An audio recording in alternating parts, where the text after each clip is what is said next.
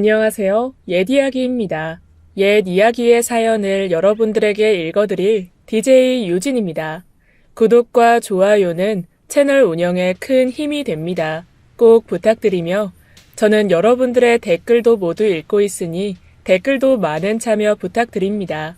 그럼 오늘의 사연 바로 시작할게요. 안녕하세요.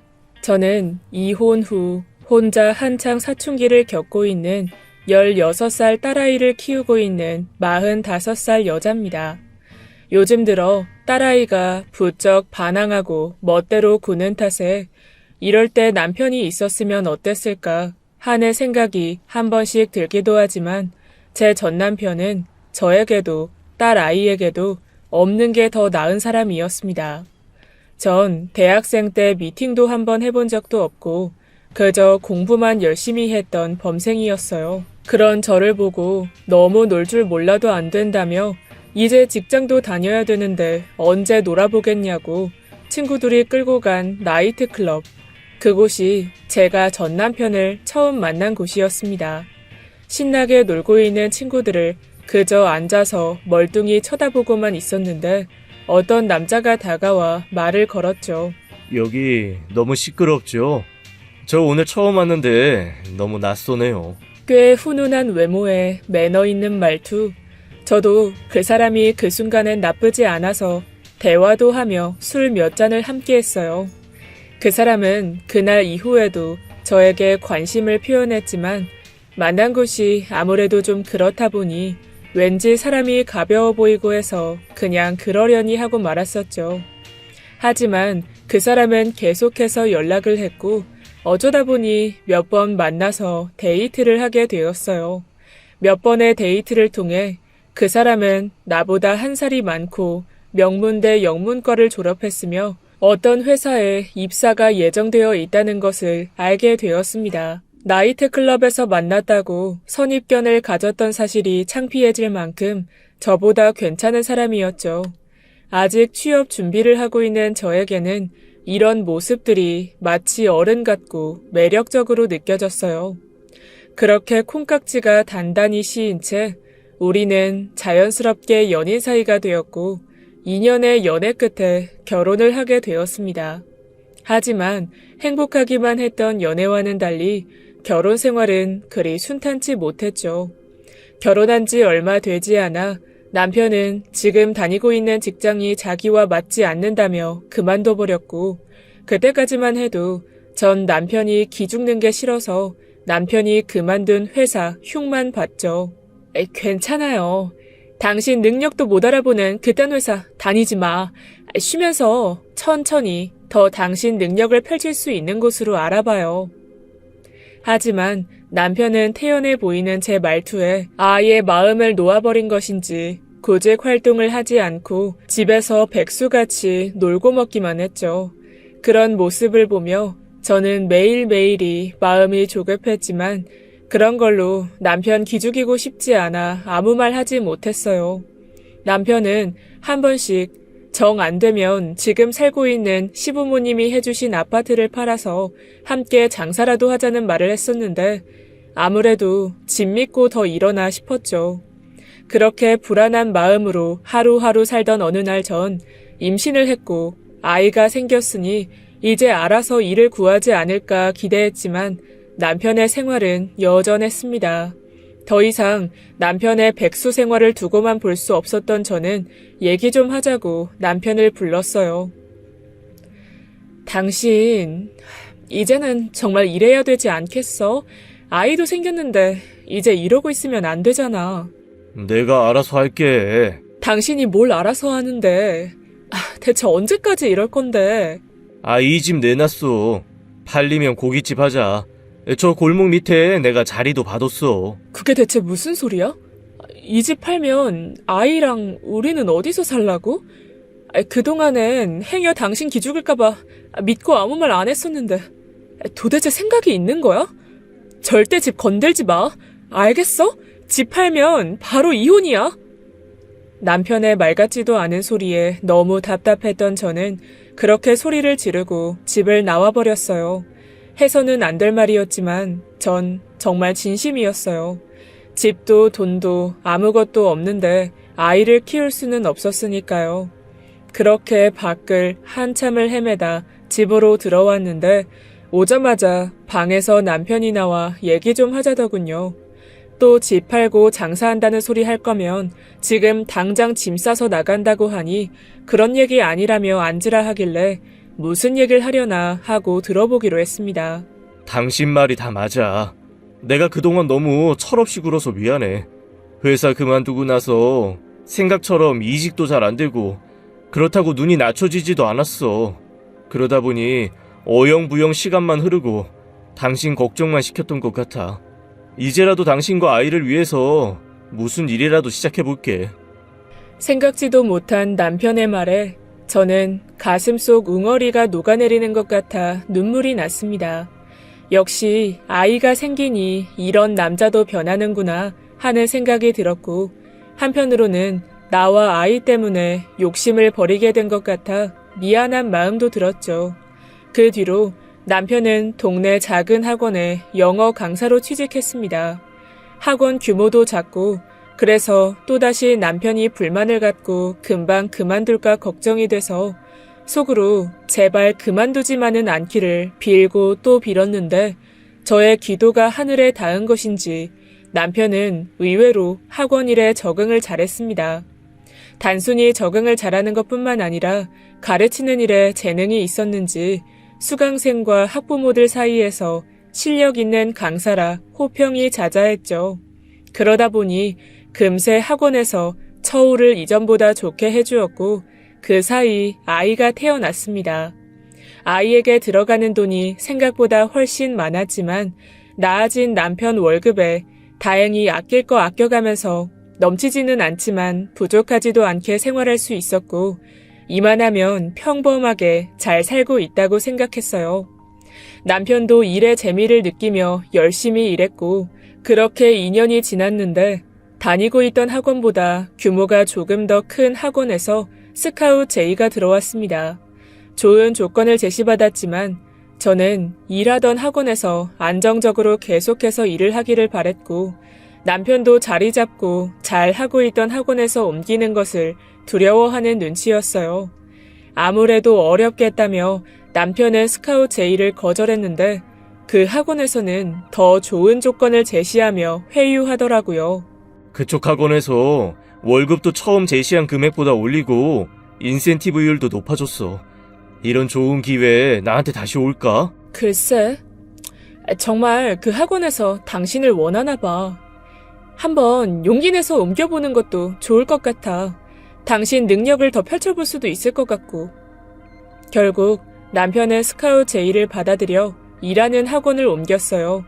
다행히 우려와는 달리 그 학원에서도 능력을 인정받고 빠르게 적응해서 높아진 월급에 인센티브까지 짭짤하게 받으며 돈을 모으는 재미와 쓰는 재미까지 느끼며 살 수 있게 되었습니다. 처음으로 느껴보는 여유에 아이에게 해주고 싶었던 것들도 마음껏 해주고 낡았던 가전 가구들도 바꾸며 스카웃 제의를 받아들인 남편의 선택이 옳았다고 생각했습니다. 남편도 이제 본인을 보는 눈이 많으니 외관도 좀 신경 써야겠다면서 안 쓰던 향수도 사서 뿌리고 명품도 사 입었죠. 이제 강사 외모도 경쟁력에 포함된다면서 말이에요. 외모를 꾸미니 원래도 훈훈했던 외모가 한껏 더 멋져지고 그런 남편의 모습을 보면서 오랜만에 설레기도 했어요. 동네 엄마들에게도 잘생기고 돈 잘 버는 남편을 둬서 좋겠다며 부러움을 한 몸에 받았습니다. 갑자기 외모를 신경 쓰는 남편을 보고 몇몇 엄마들로부터 저러다가 바람나면 어쩌냐고 걱정 어린 말을 듣기도 했지만 그때까지는 그런 걱정이 전혀 들지 않았어요. 커리어를 키워 우리 가족을 이렇게 살게 해준 남편이 정말 자랑스럽기만 했죠. 남편은 승승장구했고 마침내 그 학원 메인 강사가 되어 점점 더 바빠졌습니다. 주말 강의까지 맡아 하게 됐죠.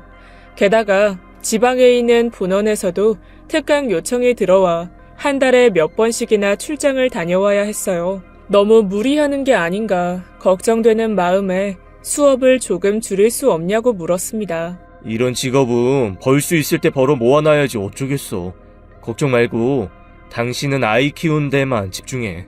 혼자 무거운 짐을 짊어지게 하는 것 같아 미안하고 안쓰러운 마음이 들었어요.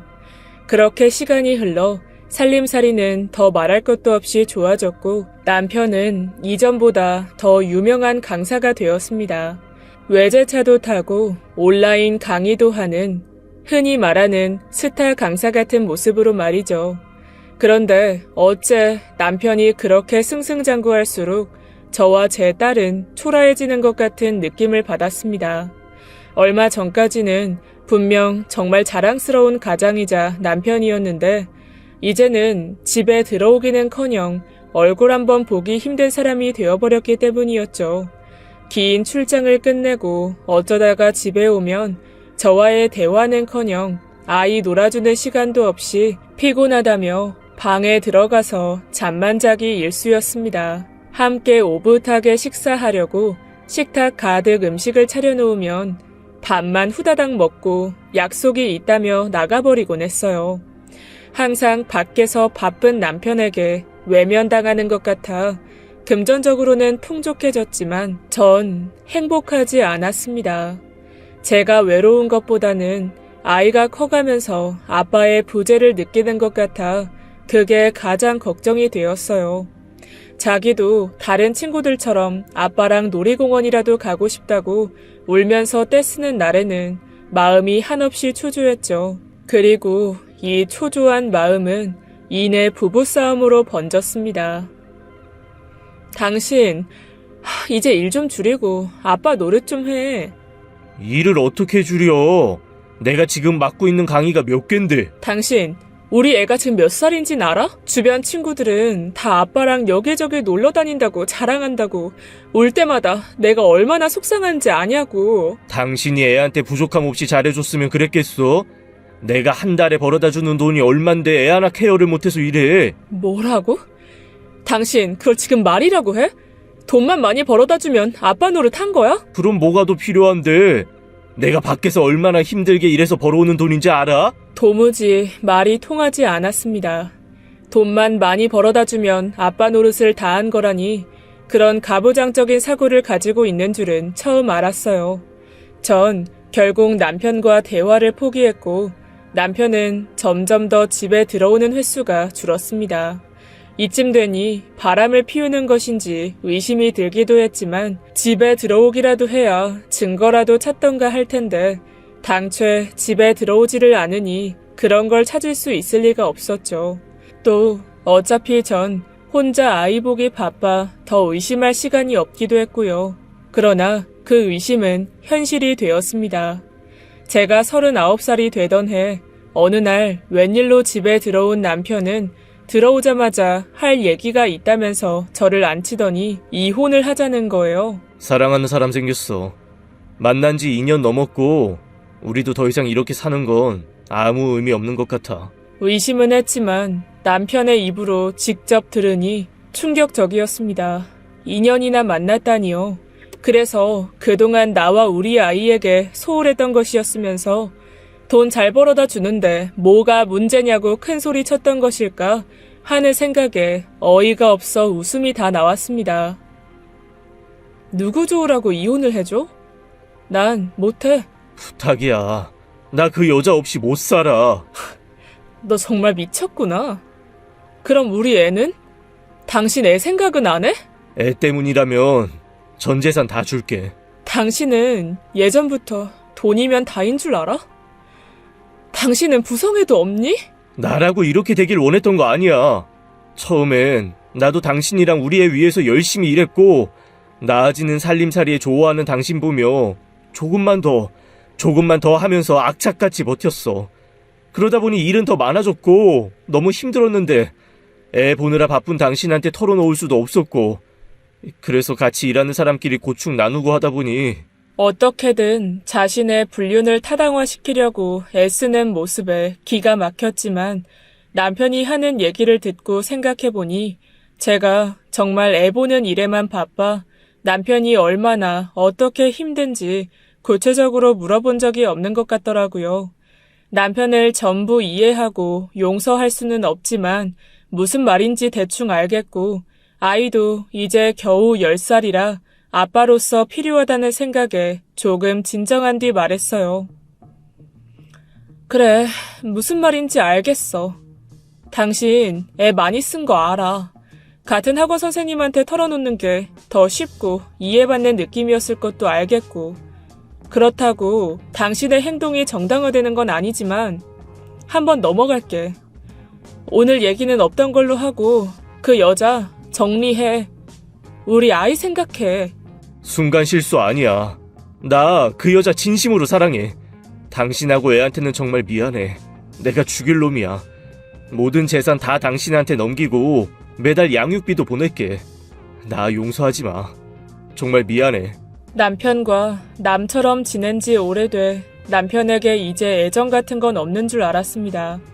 그런데 애도 버리고 저에게 전 재산까지 넘겨서라도 저와 이혼해서 그 여자랑 살고 싶다는 남편의 단호한 말에 가슴이 쿵 하고 내려앉는 걸 보니 저는 아직 남편을 사랑했었나 보더라고요.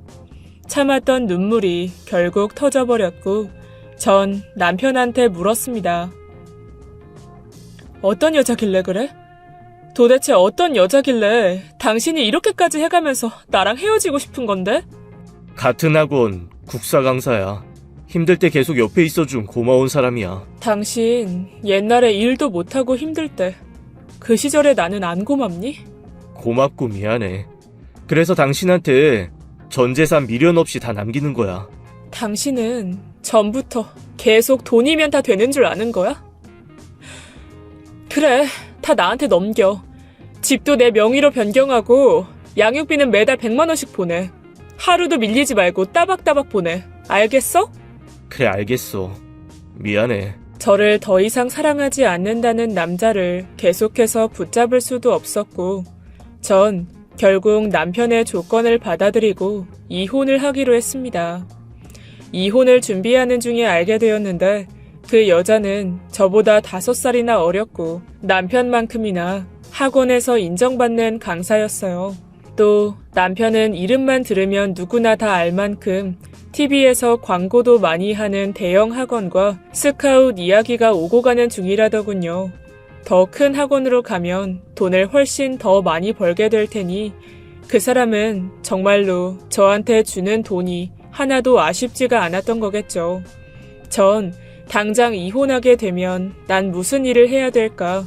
아이만 키우느라 아무 경력도 없으니 아르바이트부터 해야겠지 생각하면서 능력 있는 그 여자와 비교되는 것 같아 초라해졌어요. 그렇게 얼마 뒤 이혼 서류 접수를 위해 법원에서 남편을 만났고 합의 내용을 작성했죠. 저기 상간녀 소송은 하지 말아줘. 내가 재산 다 넘겼잖아. 당신 진짜 끝까지. 남편은 법원에서 이혼 서류를 작성하는 중에도 저와 제 아이 생각은 하지 않더군요. 그래도 가슴 한켠에는 아이에게 미안한 마음이 있겠지 생각했던 제가 바보였어요.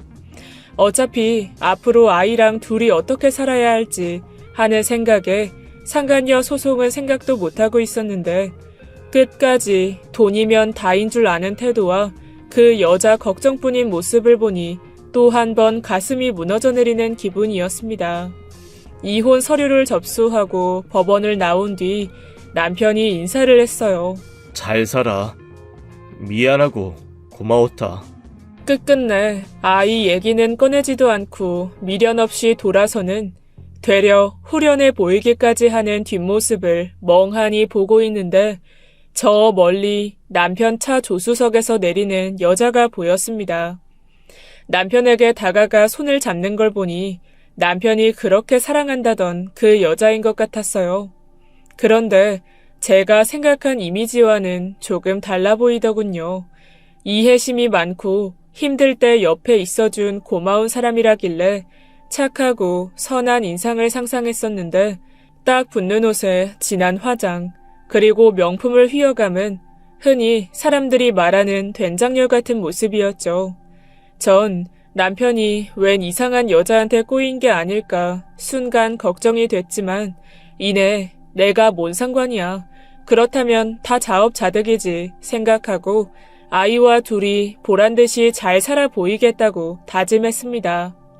3개월의 숙려 기간이 끝난 후 이혼 의사 확인 날이 되어 법원에서 다시 만난 남편은 얼마 전보다 훨씬 더 얼굴이 좋아 보이더군요. 차림새도 전보다 훨씬 더 화려해졌고요. 그 여자랑 살아서 얼굴이 핀 건지 뭔지 아무튼 전 완전한 이혼을 하게 되었고 그날 딱 마침 부동산에 내놓았던 아파트를 사겠다는 사람이 있다는 연락을 받았습니다. 아파트를 처분하니 4억 정도의 돈이 생겼고 평수를 줄여 아이와 같이 살 새 집을 샀어요. 그리고 남은 돈은 처음에는 저축하고 아르바이트를 하며 지낼 생각이었지만 남은 돈을 통장에 박아둔다고 재산이 불어나는 것도 아니고 무엇보다 아르바이트를 하면 아직 어린 제 아이를 집에 혼자 두게 되니 조금이라도 아이를 돌볼 수 있도록 자영업을 해야겠다고 생각했죠. 남편의 양육비만으로는 학원비까지 감당하기는 어렵기도 했고 그마저도 남편과 그 여자 사이에 아이라도 생기면 끊기게 될지 모르기 때문에 하루라도 빨리 일을 하기 위해 알아보고 준비한 뒤 샐러드 가게를 오픈했습니다. 물론 자영업을 하면 아이를 조금이라도 더 챙길 수 있다는 건 큰 착각이었지만 아이가 학교 끝나고 가게로 와서 밥이라도 먹일 수 있는 것에 마음이 놓였어요. 이렇게 많은 걱정을 하며 도박처럼 시작한 가게는 다행히도 출퇴근하는 회사원들에게 인기를 끌었고 큰돈은 아니지만 300만 원 정도 벌이가 되어 아이랑 둘이 먹고 사는데 어렵지 않았습니다. 사고 싶은 거 가끔씩 사면서 살 수도 있었지만 사실 저한테는 그렇게 돈 쓸 일도 없었고 가게도 남편이 주는 양육비도 나중에는 어떻게 될지 모르기 때문에 저축도 열심히 하면서 살았죠. 그로부터 2년이 지났고 손님이 훨씬 많이 늘어 가게가 바빠진 탓에 직원도 고용하게 되었고 잘 되는 제 가게를 보고 분점을 차렸으면 좋겠다고 해서 그 동네에 2호점도 내게 되었어요. 그러고 나니 이렇게 3호점, 4호점도 낼 수 있겠다라는 생각이 들었어요. 그렇게 우연히 시작하게 된 가맹사업 때문에 새로 등록할 것도 있고 공부해야 할 것도 많아 눈코 뜰 새 없이 바쁜 날들을 보내던 어느 날 퇴근 후 멍하니 앉아있는데 문득 그런 생각이 들더라고요. 이혼하고 어떻게 살아야 하나, 가게가 잘못돼서 빚만 생기는 게 아닐까, 걱정이 정말 많았던 2년 전과는 달리 자리를 잡아 안정적이고 여유로운 생활을 하게 된 지금을 보니 이젠 정말 지난 일들은 다 잊은 것 같고 시간이 약이다 라는 말이 맞는 것 같더라고요. 그렇다고 남편이 어떻게 살고 있는지 아주 궁금하지 않았던 것은 아니었지만 제가 알려고 애쓰지 않아도 저절로 소문이 들려왔어요.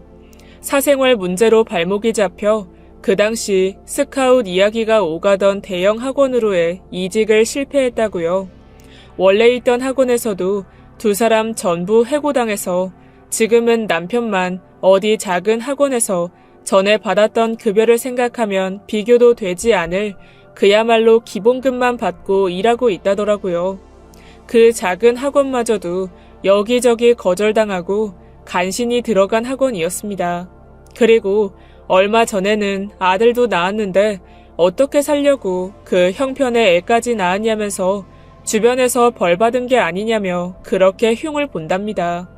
이혼할 때 당시 배신감에 좌절하며 남편이 잘 살지 못하기를 바랬는데 정말 벌 받은 것처럼 잘 살고 있지 못하다는 소문을 막상 들으니 그리 유쾌하지는 않았습니다. 그런 저를 보고 주변 지인들은 어이없어 하며 보살이냐고 물었지만 글쎄요. 그런 것보다는 그냥 제 아이 아빠이기 때문에 그래도 못난 사람은 아니기를 바란 게 아닌가 싶어요. 둘 사이에서 태어난 아이도 딱하게 느껴졌고요. 애는 잘못이 없으니까요. 아무튼 전 쓸데없는 걱정 그만하기로 하고 새로 시작한 가맹 사업에만 몰두했습니다. 사무실도 따로 얻어 홍보와 응대를 도와줄 직원도 구했어요. 지인이 오픈한 2호점이 잘 되니 저절로 가맹 문의가 쏟아졌고 제 샐러드 가게는 어느새 떠오르는 프랜차이즈가 되었죠. 내가 이렇게 갑자기 많은 돈을 벌어도 되나 겁이 나려던 어느 날 사무실에 누가 저를 찾아왔다고 직원이 말했어요.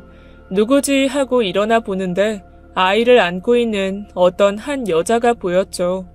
직원의 안내를 받으며 그 여자는 제 방으로 들어왔고 가까이서 봐도 당최 누군지 모르겠더라고요. 기억이 잘 나지 않아. 그런데 어떻게 오셨냐고 물었고 돌아오는 대답에 전 너무 놀랐습니다.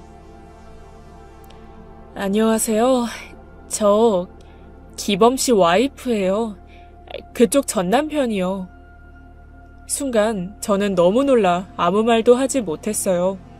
그러고 보니 화려한 화장과 차림새가 남편과 이혼한 날 멀리서 보이던 여자 같기도 한데 애엄마가 애를 안고 이렇게 하고 다니나 좀 이상하다는 생각이 들기도 했죠.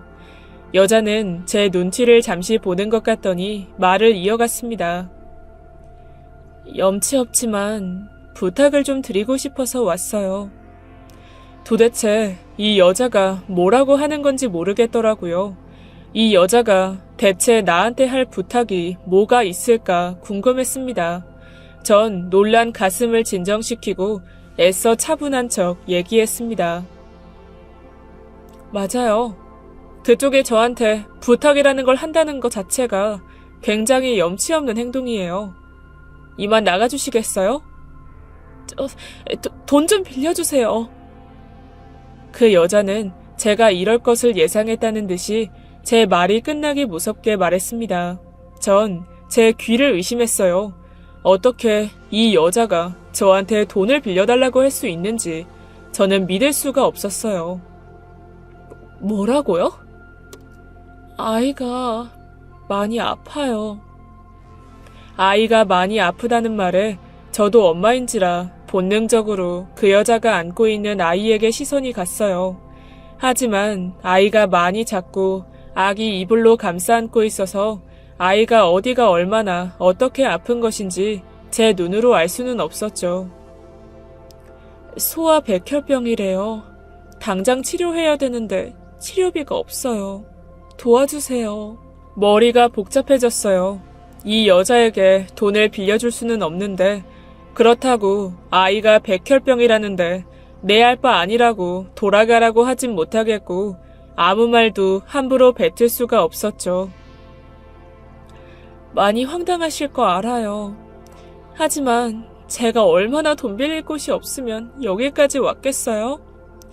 요즘 사업 잘 되시는 것 같은데 그동안 그 사람에게 받은 양육비도 있고 같은 엄마로서 생각해봐 주세요. 그 여자의 뻔뻔한 태도에 정신이 확 들더라고요. 잠시라도 고민했던 게 한심하게 느껴졌죠. 당신 지금 말도 안 되는 소리 하고 있는 거 알죠? 아이 일은 안 됐지만 두 사람 다 돈 잘 버는 잘 나가는 강사 아니었어요? 두 사람 능력 되니까 알아서들 해요.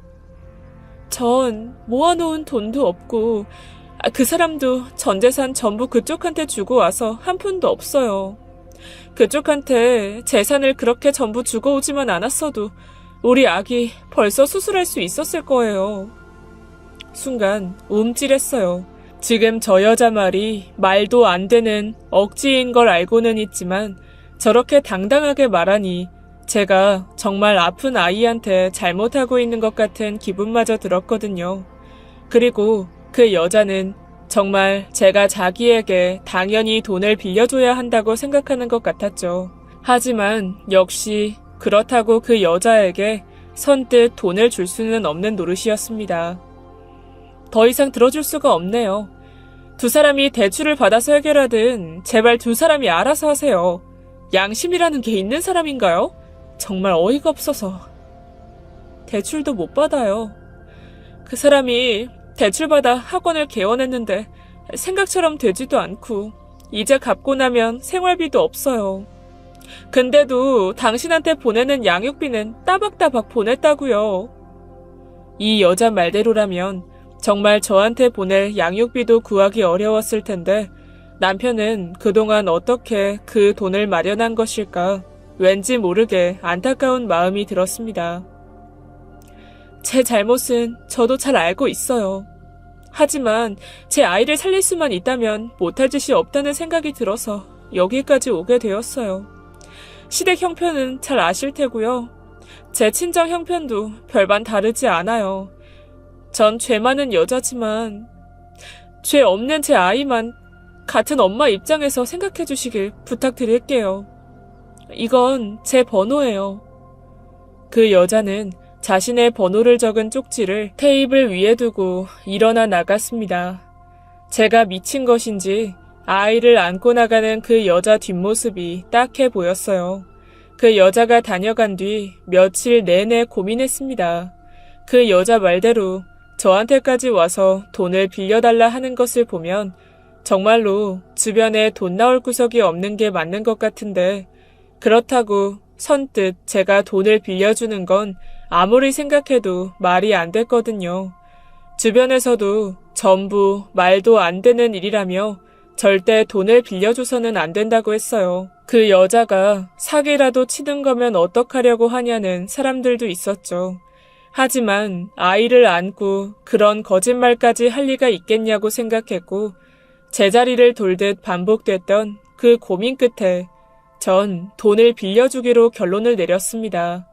물론 그 여자에게 설득당한 건 아니었고 아프다는 그 아이만 생각했어요. 남편이 우리 아이를 위해 그동안 어려운 상황에도 양육비를 보냈고 전 이제 더 이상 그 돈을 받지 않아도 될 여유도 충분히 있었거든요. 그래서 끝내 남편의 아이이기도 하니 일단 아이는 살리고 보자는 결정을 했죠. 그래도 마지막으로 남편에게 물어서 확인해봐야겠다는 생각에 오랜만에 남편에게 전화를 걸었습니다. 남편은 조금 놀란 목소리로 어색하게 전화를 받더라고요. 여보세요? 어쩐 일이야? 당신 와이프한테 얘기 들었어. 요즘 많이 어렵다며. 양육비는 어떻게 보내고 있는 거야? 뭐? 애엄마가 거길 찾아갔어? 정말 미안하다. 그래, 맞아. 요즘 좀 많이 어려워. 안 그래도 당신한테 다음 달 양육비는 또 어떻게 마련해서 보내야 할지 걱정이었는데. 그래서 말인데 혹시 당분간 좀 기다려줄 수 있을까? 내가 바람피어서 이혼했다는 소문이 나버리는 바람에 다니던 학원도 잘리고 겨우 다른 동네 작은 학원에 들어갔는데 거기까지 소문이 들어가서 그만두게 됐어. 그래서 대출 받아서 학원을 개원했는데 이게 아직 생각처럼 잘 안 되네. 그 여자 얘기가 모두 사실인가 보더라고요. 역시 돈을 빌려줘야겠다고 생각했어요. 학원 좀 자리 잡으면 그때 다시 양육비 보내면 안 될까? 내가 노력해서 밀린 양육비까지 빨리 갚아 보내줄게. 됐어. 다 알아. 당신 와이프한테 다 들었다니까. 이렇게 어려운데도 이번 달까지 양육비 보내주느라 애썼어. 그래서 얼마가 필요한데? 그 여자 얘기 듣고 한참 고민하고 결정 내린 거야. 맘 바뀌기 전에 빨리 말해. 뭐? 애엄마가 거기 가서 돈 빌려달라는 소리를 하고 갔어? 정말 면목이 없다. 미안해. 애엄마 말은 신경 쓰지 말고 잊어. 내가 어떻게 당신한테 돈까지 빌리겠어. 양육비 기다려주는 것만으로도 고맙다. 당신 무슨 말인지는 알겠는데 애는 일단 살리고 봐야 될 거 아니야. 애를 살리다니 무슨 소리야? 옛날부터 느꼈지만 당신은 정말 부성애도 없니? 애부터 살리고 봐야겠다는 생각을 해야지. 이 와중에도 당신 그렇게 경우 따지고 있을 거야? 오죽 답답했으면 당신 와이프가 날 찾아와서 돈을 빌려달라고 하겠어. 진짜? 뭐? 그 여자가 당신한테 무슨 말을 어떻게 했는지 모르겠지만 내 애 멀쩡해. 어디 아픈 곳 없다고. 뭐? 애 수술비 빌리러 온 게 아니었다고? 일단 내가 나중에 다시 연락할게. 미안하다. 남편은 황당해하며 그렇게 급히 전화를 끊었고 저도 황당해서 잠깐 멍했죠. 그동안 대체 난 왜 그렇게 머리 아프게 고민을 했나 허무했습니다. 남편은 아무래도 저와 제 아이를 버리고 떠난 벌을 제대로 받고 있는 것 같았어요. 아무리 그래도 아이를 팔아 돈을 받아먹을 생각을 하다니 정말 대단한 여자를 만난 것 같았거든요. 남편에게 전화해서 확인해보지 않았으면 바보같이 돈을 뜯겼을 수도 있었겠다는 생각에 가슴을 한번 쓸어내리고 그 여자가 또 찾아오면 그때는 소금이라도 뿌려서 내쫓겠다는 마음을 먹었습니다. 그렇게 한바탕을 하고 다시 연락하겠다는 남편은 그 다음 날에도 연락이 없었고 그 여자도 저에게 연락을 하거나 다시 찾아오는 일은 없었습니다. 남편과 그 여자가 어떻게 하고 있을지 궁금하기는 했지만 이제 정말 더 이상 절대 휘말리고 싶지 않았죠. 그러다 한 달 뒤쯤 남편이 제 사무실로 찾아왔더군요. 그리고 그간의 경위를 이야기했습니다. 알고 보니 그 여자는 바람이 났었고 저에게 아이가 아프다는 거짓말로 돈을 뜯어내려고 했던 것도 모자라서 남편의 학원 보증금도 빼돌려서 새로 사귄 남자와 도망칠 준비를 하려고 했었다고 합니다. 제가 전화를 해준 덕분에 그 여자가 도망치기 전에 알아채고 막을 수 있었다고 하더군요. 얘기를 다 듣고 나니 기분이 참 더러웠습니다. 겨우 그런 여자를 온 마음 다해 사랑한다며 저에게 전 재산도 다 넘기고 아이까지 버리고 가더니 지금 내 앞에서 저렇게 완전히 맞간 얼굴을 하고 앉아있는 걸 보니 속이 아주 뒤틀리는 느낌이었죠. 당신 아들은? 애도 집에 버리고 그놈이랑 도망갔어. 애는 우리 어머니가 봐주고 계시고. 정말 모성애도 없는 잔인한 여자야. 뭐? 정말 웃긴다. 당신도 우리 애 버리고 그 여자랑 살겠다고 떠났었잖아. 누가 누구를 욕해? 벌 받나 봐, 지금 당신. 남편은 순간 표정이 어두워지며 이내 고개를 끄덕였죠. 그래, 맞네.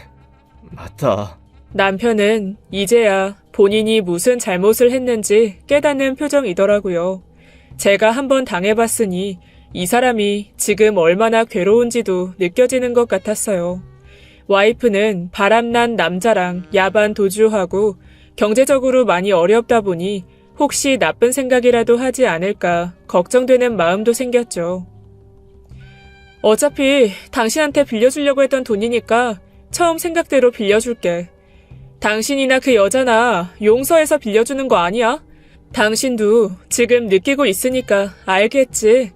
영원히 용서 못해. 하지만 당신은 우리 애 아빠이기도 해. 그니까 못난 모습 보이지 말고 하루라도 빨리 다시 재기해. 남편은 제 말을 듣고 씁쓸하게 웃으며 고맙다고 말한 뒤 돌아갔어요. 누가 들으면 절 바보 등신이라고 하겠지만 옛날에 저와 같은 처지가 된 남편을 보니 정말 속상했습니다. 그러게 왜 그런 잘못된 선택을 해서 이렇게 살고 있는지 하는 생각도 들었죠. 아무튼 전 남편의 학원을 다시 일으킬 자금을 보태주었고 돈을 보낸 뒤로는 앞으로는 신경도 쓰지 않겠다는 생각으로 다시 제 일에만 몰두했어요. 남편에게 빌려준 돈을 돌려받지 않아도 될 만큼 가맹 사업을 활발하게 키워나갔습니다. 그렇게 몇 년 뒤 남편에게로부터 양육비가 다시 들어오기 시작했어요. 드디어 학원 재기에 성공한 듯 보였죠. 전 또다시 오랜만에 남편에게 전화했습니다. 당신 양육비 보낸 거 확인했어. 학원 다시 자리 잡아가고 있는 거지? 난 당신이 걱정할 거 없이 일은 넘치게 잘 되고 있어. 그러니까 내가 빌려준 돈이나 앞으로 양육비 보낼 생각하지 말고 그 돈 잘 모아서 잘 살아. 이제 넌 연락할 일 없을 거야. 아니야. 그래도 당신 돈은 갚아야지. 아니, 정말 괜찮아. 이제 더 이상 당신이랑 연락할 일 만들고 싶지 않아서 그래. 연락할 일이 왜 없어? 우리 딸도 있는데. 뭐? 당신 지금 무슨 소리를 하는 거야? 이제 와서 뭐 우리 애가 보고 싶기라도 하다는 말이야? 염치 없는 건 알지만 나 그 여자랑 헤어지면서 내가 얼마나 바보 같았는지 깨달았어. 그리고 지금이라도 우리 딸한테 잘해서 용서받고 싶어. 아빠 노릇도 하면서 살고 싶고 어차피 이혼할 때 얘기한 면접 교섭권도 있고 나 우리 딸 보고 싶어. 이제 우리 딸 좀 보고 살면 안 될까? 웃기는 소리 하지 마. 이제 와서? 끊을게. 다신 연락하지 말아줘. 자리 잡고 잘 살아가는 것 같아 기쁜 마음으로 전화를 했다가 기분만 망치게 되었지 뭐예요. 이제 와서 딸한테 아빠 노릇하면서 살고 싶다니. 하지만 우리 딸한테 아빠가 필요한 건 분명했습니다. 이제 집도 돈도 차도 모두 있었지만 딱 하나, 딸에게로부터 아빠의 부재는 제가 무슨 짓을 해도 채워줄 수가 없었거든요. 제가 재혼을 한다고 해도 다 큰 딸이 아빠로 받아들이기는 힘들 것이고 요즘같이 사춘기 반항에 힘든데 딸에게 아빠가 있으면 조금 나아질까 하는 생각이 들었습니다. 생각을 정리하고 며칠 뒤 남편에게 다시 전화를 걸었습니다. 당신, 앞으로 정말 우리 딸한테 잘할 자신 있어? 당연하지. 못해준 거 다 해주면서 살게. 그래. 그럼 지금부터라도 면접 교섭 정해진 만큼만 해보자. 애도 지금까지 같이 살지도 않았던 당신을 바로 아빠라고 받아들이기는 어려울 거야. 그렇게 남편과 딸은 몇 년 만에 만나게 되었어요. 처음 만날 때 분위기는 말로 할 수 없을 만큼 어색했죠. 이제 와서 무슨 아빠냐고 화를 낼 것 같았던 딸이 그래도 아무 말 없이 가만히 있던 것 보면 그동안 없었던 아빠가 돌아와서 조금은 좋은 게 아닌가 싶었어요. 그렇게 2번, 3번 만나다 보니 딸은 몰라보게 밝아졌고 다음번 아빠 만날 때는 아빠와 어딜 가기로 했다며 조잘조잘 떠들며 설레어 하기도 했습니다. 영원히 아빠를 만나지 못하고 살게 했으면 어쩔 뻔했나 싶었죠. 아이가 밝아지니 저도 너무 좋았고 일도 더 마음 편히 할 수 있게 되었습니다. 어느 날 딸이 오늘 아빠를 만나서 저녁을 먹기로 했는데 엄마도 같이 갔으면 좋겠다고 하더군요. 내키지는 않았지만 몰라보게 밝아진 딸을 다시 망치고 싶지 않아서 알겠다고 대답하고 딸과 함께 남편을 만나러 갔습니다. 남편은 저를 보고 올 줄 알았던 것처럼 놀라지도 않고 인사하더라고요. 대수롭지 않게 생각하고 다 같이 저녁 식사를 했습니다. 밥을 다 먹고 후식이 나오기 전 딸이 화장실을 간 사이에 남편이 저에게 말했어요. 저기, 우리 다시 합칠까? 전 그 여자가 제 사무실에 들어와서 돈을 빌려달라고 얘기할 때만큼 어이가 없었습니다. 이 남자가 도대체 지금 무슨 말을 하는 건지. 뭐라고? 당신 미쳤구나. 왜 애 몇 번 만나고 나랑 이렇게 마주 앉아서 밥 먹으니까 막 가족 같고 그러니? 비약하지 마. 난 우리 딸한테도 그게 좋을 것 같아서 얘기하는 거야. 당신이 언제부터 그렇게 우리 딸을 걱정했다고 난리야. 그렇게 걱정하고 챙겨주고 싶었으면 진작 그랬어야지. 화가 치밀어 오르는데 딸이 화장실에서 곧 돌아올 것 같아서 애써 참았습니다.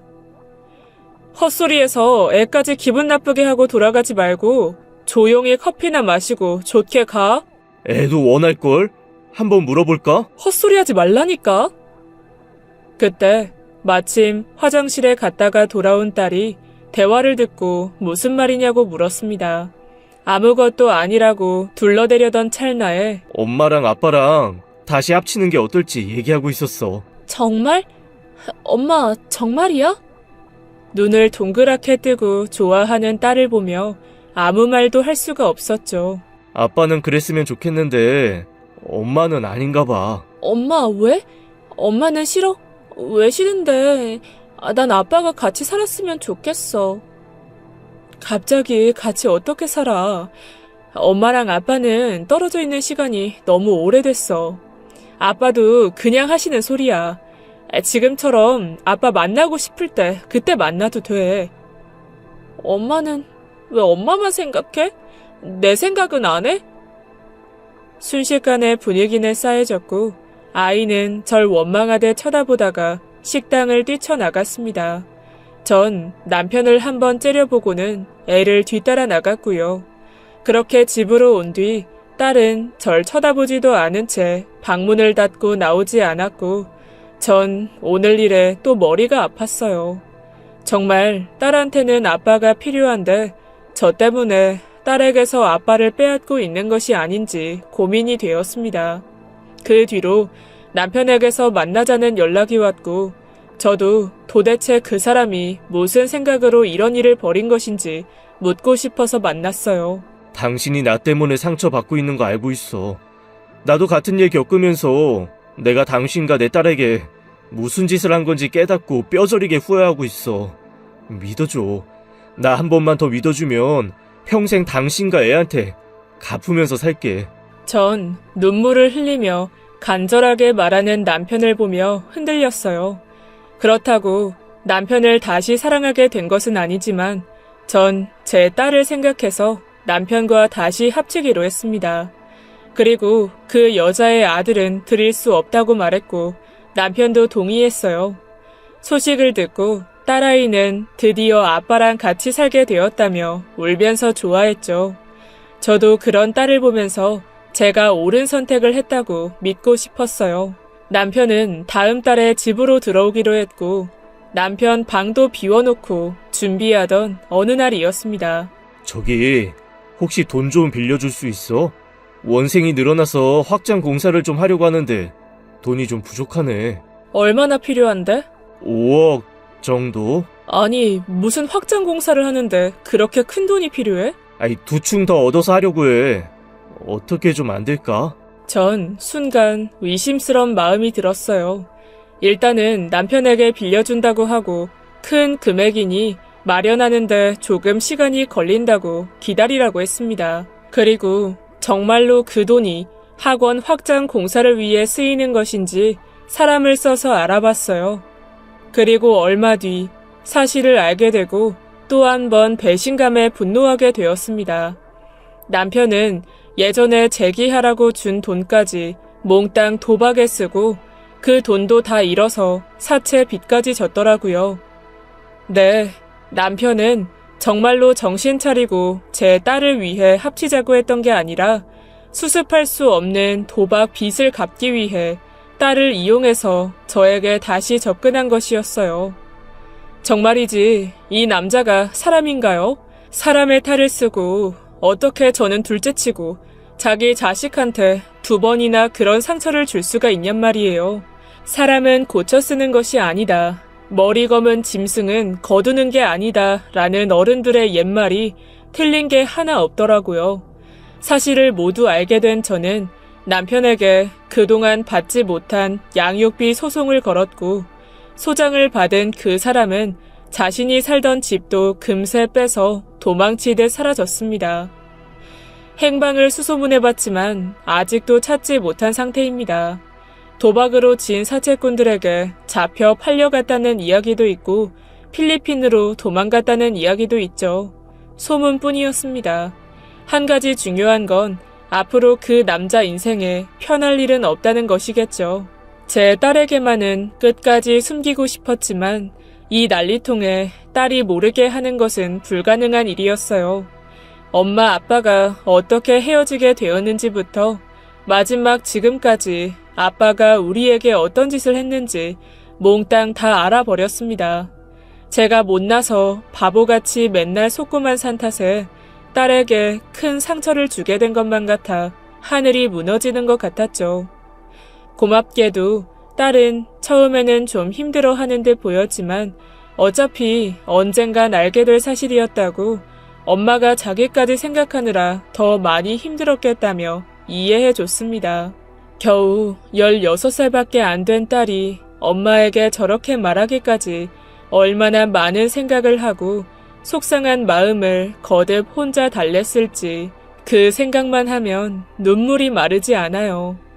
현재 저는 불쌍한 딸을 위해서라도 하루라도 빨리 그 사람을 찾아 빌려줬던 돈과 밀린 양육비까지 받아내고 수습하려고 애쓰고 있습니다. 청취자 여러분, 한 번 나를 배신한 사람은 2번, 3번도 나를 배신할 수 있습니다. 부디 저처럼 어설픈 마음과 정 때문에 어리석은 행동하지 않기를 바랍니다. 제 긴 사연을 들어주셔서 감사합니다. 지금까지 옛 이야기였습니다. 끝까지 함께해주신 여러분 진심으로 감사드리며 전 내일 이 시간 다시 돌아올게요. 감사합니다.